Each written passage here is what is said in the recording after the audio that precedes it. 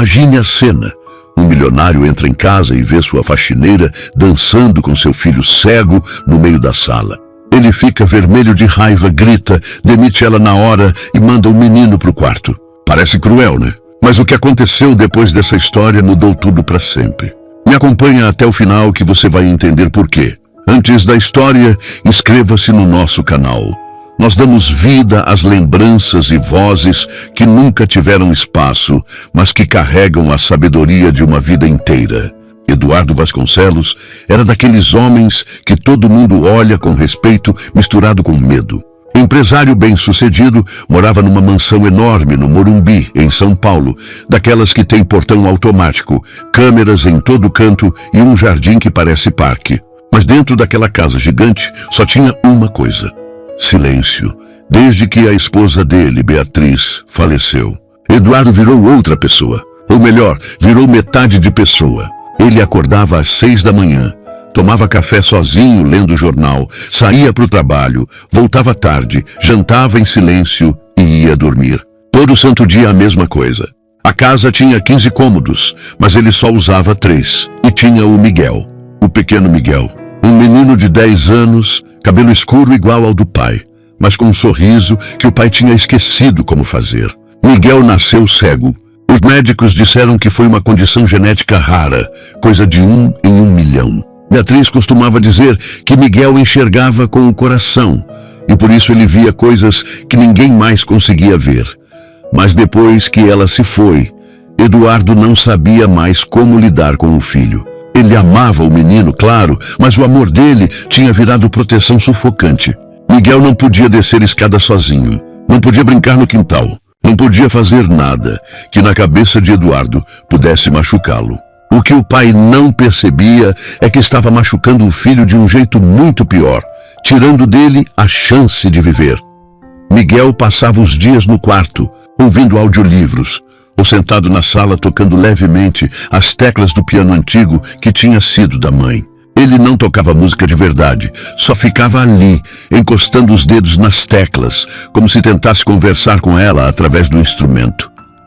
Foi numa terça-feira de março que Clara apareceu.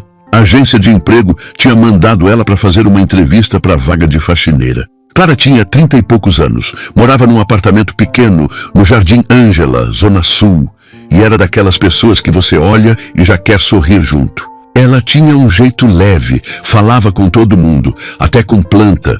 Quando Eduardo abriu a porta, Clara cumprimentou com um sorriso enorme.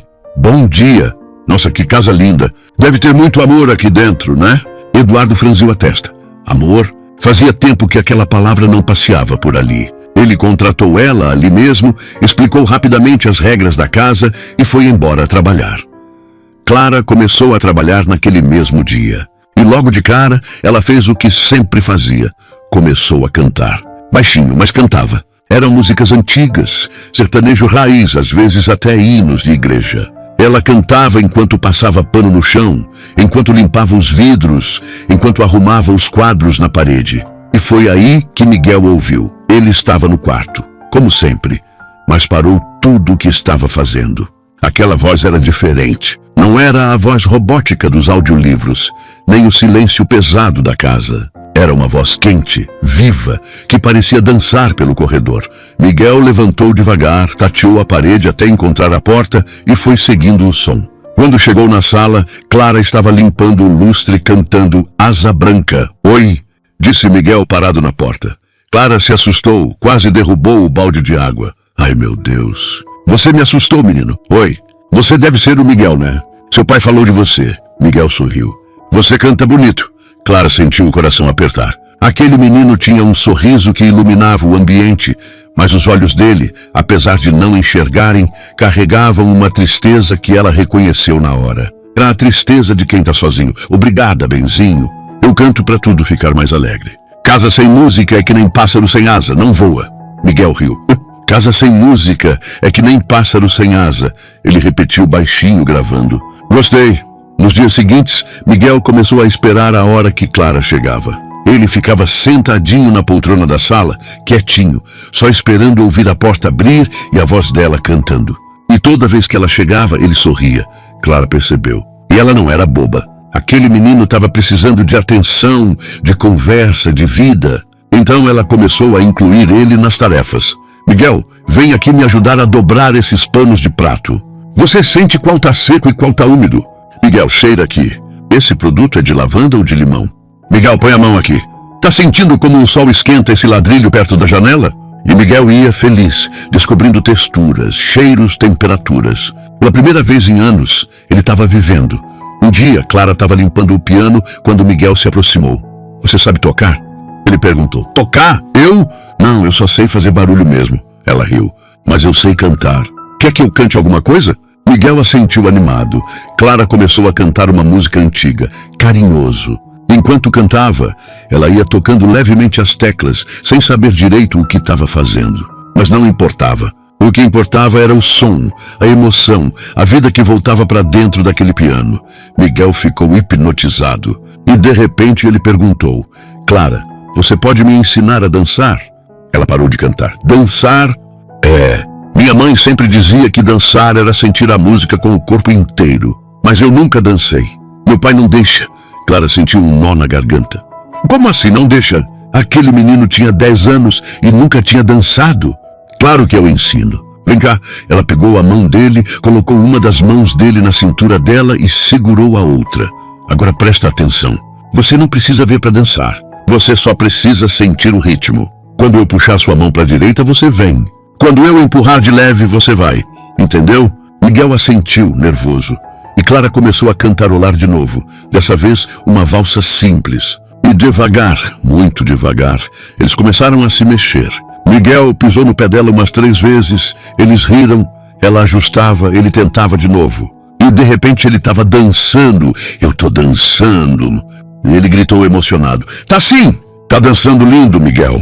E ali, naquela tarde de quinta-feira, naquele salão vazio e silencioso, nasceu uma amizade que ia mudar tudo. Toda tarde, na mesma hora, Clara e Miguel dançavam. Eles criaram até uma rotina. Clara chegava, fazia o serviço dela rapidinho e depois os dois iam para a sala. Ela cantava, ele dançava. Às vezes ela ensinava passos novos. Outras vezes eles só giravam pela sala rindo, felizes. Miguel mudou completamente. Ele acordava animado, comia direito, ficava falando o dia inteiro sobre as danças que ia aprender.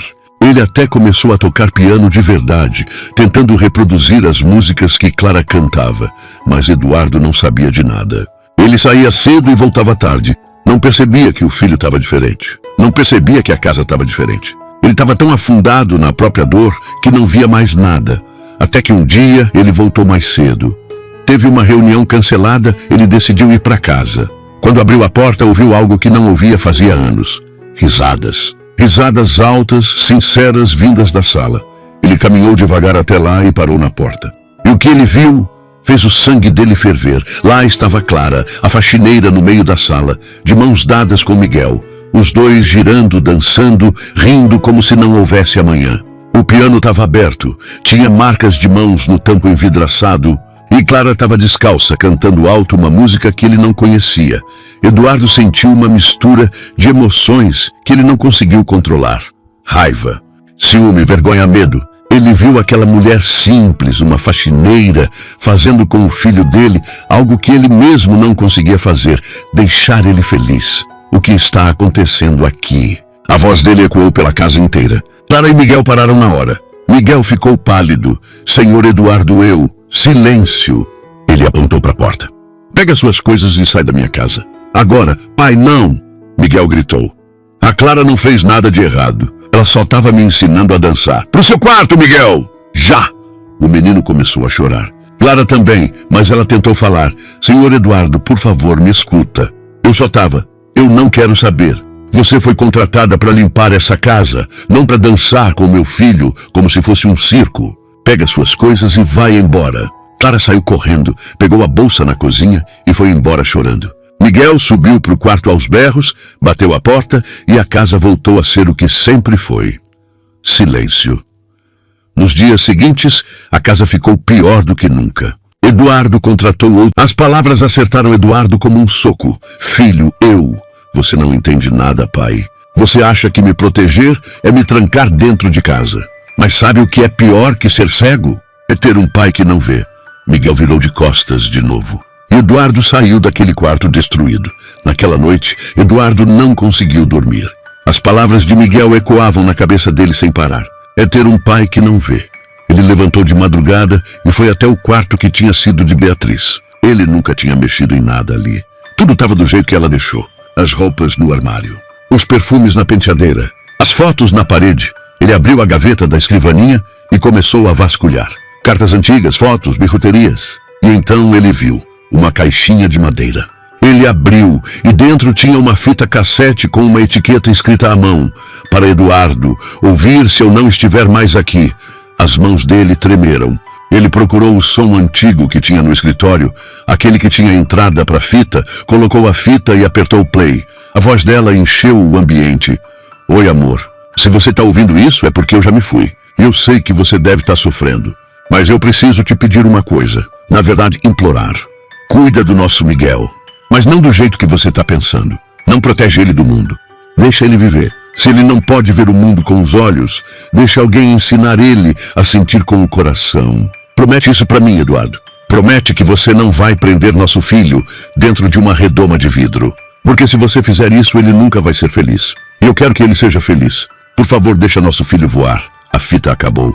E Eduardo desabou. Ele chorou como não chorava desde o funeral. Ele chorou de arrependimento, de dor, de vergonha. Ele tinha feito exatamente o que Beatriz tinha pedido para ele não fazer.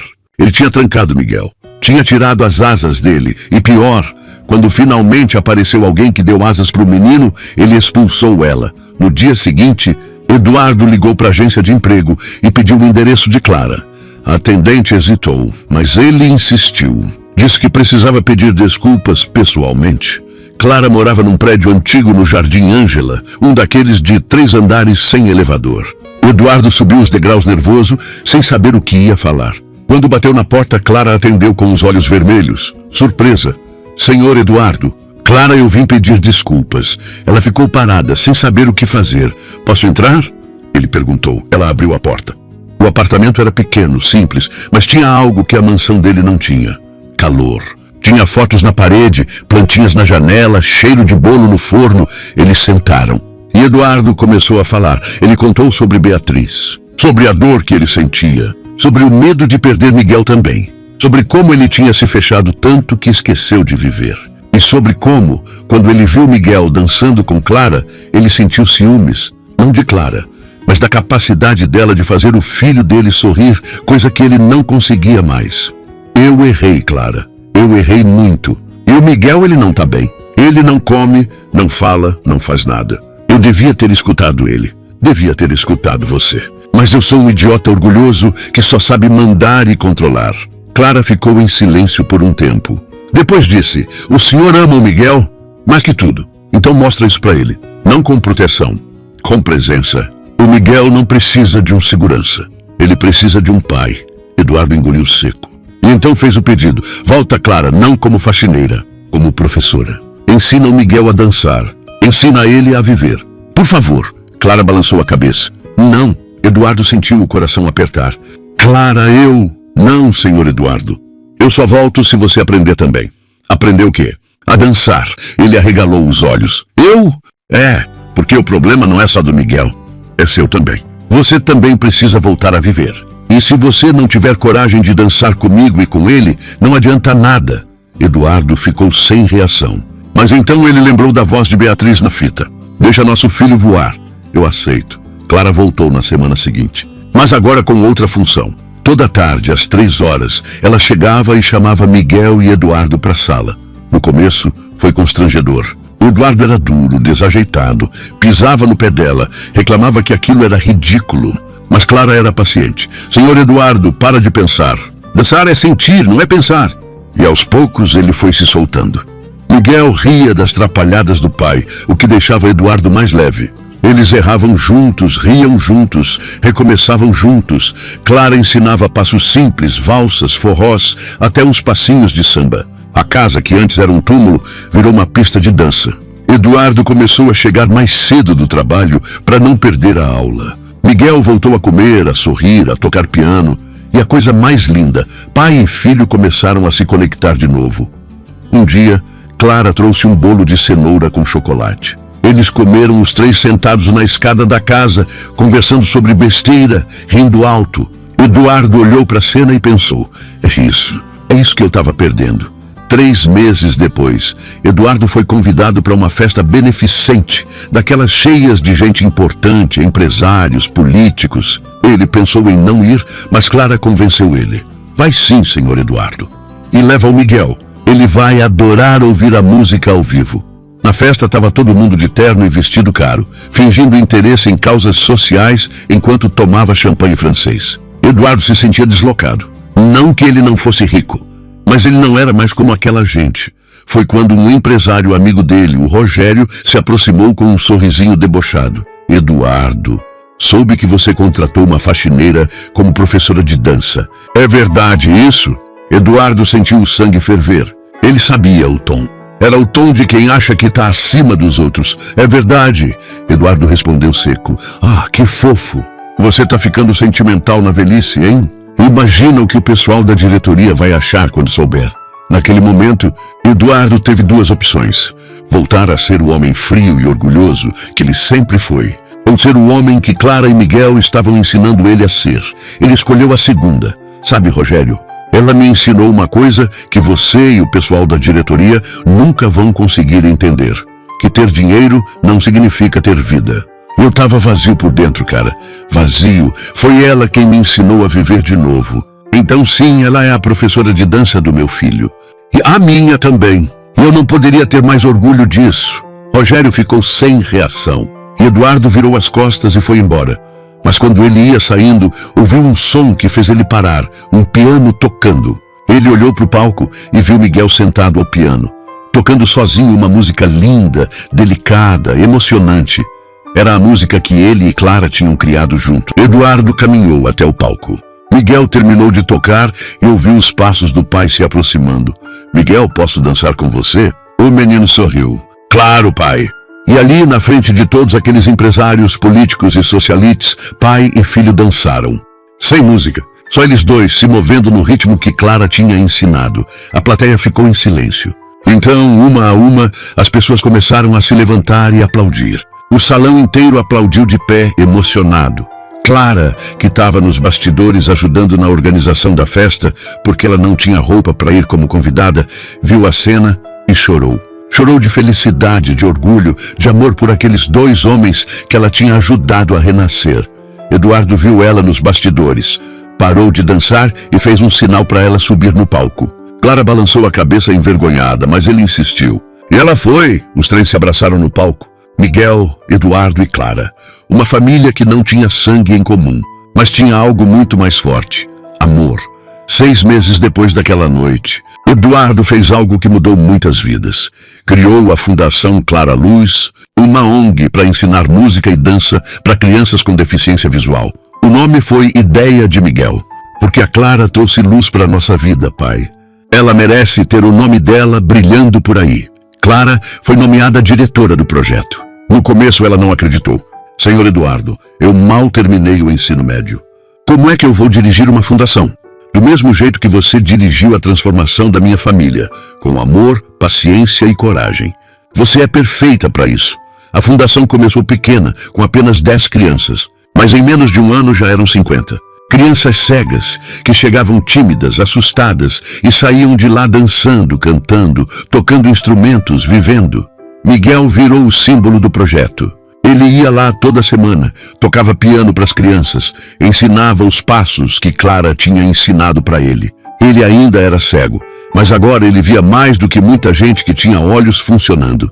Eduardo mudou completamente. Ele reduziu a carga de trabalho, começou a passar mais tempo com o filho, virou voluntário da própria fundação. Ele dava aulas de empreendedorismo para os pais das crianças, ajudava a conseguir doações, organizava eventos e toda terça-feira, às 3 da tarde, os 3 ainda dançavam na sala da mansão. Era tradição, era sagrado. 2 anos depois do dia em que tudo começou, numa tarde de sábado ensolarada, os 3 estavam na varanda da mansão vendo o pôr do sol. Quer dizer, Eduardo e Clara viam. Miguel sentia. Como é o pôr do sol hoje, pai? Miguel perguntou. Eduardo pensou por um momento. Antes ele diria laranja, vermelho, bonito, mas agora ele tinha aprendido a descrever de um jeito que Miguel pudesse sentir. O céu está do mesmo tom de calor que você sente quando chega perto da lareira no inverno. E tem uns riscos de luz que lembram o som das cordas do violino quando você passa o arco bem devagar. E o sol está descendo com a mesma suavidade que a Clara usa quando coloca a mão no seu ombro para te guiar na dança. Miguel sorriu. Que lindo, pai! Clara pegou na mão dos dois. Eduardo riu e os três começaram a dançar na varanda. Sem música, só o som do vento, dos pássaros, da vida acontecendo ao redor deles. Eles giravam, riam, tropeçavam e recomeçavam. Em um momento, Miguel parou e disse: pai, eu sinto as cores agora. Eduardo sentiu os olhos encherem de lágrimas. Sente? Sinto. Eu sinto o laranja do pôr do sol, o verde das árvores, o azul do céu. Não com os olhos, mas eu sinto. A Clara me ensinou. Eduardo olhou para Clara, que também estava chorando. Ele segurou o rosto dela com as duas mãos e disse: obrigado. Obrigado por salvar a gente. Clara balançou a cabeça. Eu não salvei vocês. Vocês se salvaram. Eu só mostrei o caminho. Os três voltaram a dançar enquanto o sol se punha lentamente, pintando o céu com as cores que Miguel não podia ver, mas podia sentir no coração. E naquele momento, Eduardo finalmente entendeu o que Beatriz tinha tentado dizer na fita. Deixar voar não é abandonar. É dar asas. É confiar. É amar de verdade. Se você está gostando da história, se inscreve no canal e vem se emocionar com esse final. O que começou com um flagrante, um grito e uma demissão injusta virou uma história de recomeço, de amor e de coragem para mudar. Eduardo descobriu que ser pai não é proteger seu filho do mundo, é ensinar ele a viver no mundo. Miguel descobriu que ser cego não significa não enxergar. Significa ver de um jeito diferente, mais profundo, mais verdadeiro. E Clara descobriu que às vezes a gente entra na vida dos outros para limpar a casa, mas acaba limpando a alma. Essa história me emociona toda vez que eu conto, porque ela me lembra que a gente nunca sabe como um pequeno gesto pode mudar tudo. Uma dança, uma música, um sorriso. Às vezes é só isso que alguém precisa para voltar a viver. E você está passando por alguma situação parecida? Conhece alguém que precisa ouvir essa história? Deixa aqui nos comentários de qual cidade você é e me conta o que achou dessa história. Se ela tocou seu coração, compartilha com alguém que também precisa ouvir. E se inscreve no canal porque toda semana eu trago histórias assim, que emocionam, que ensinam e que fazem a gente acreditar que sempre dá para recomeçar. Um abraço e até a próxima história.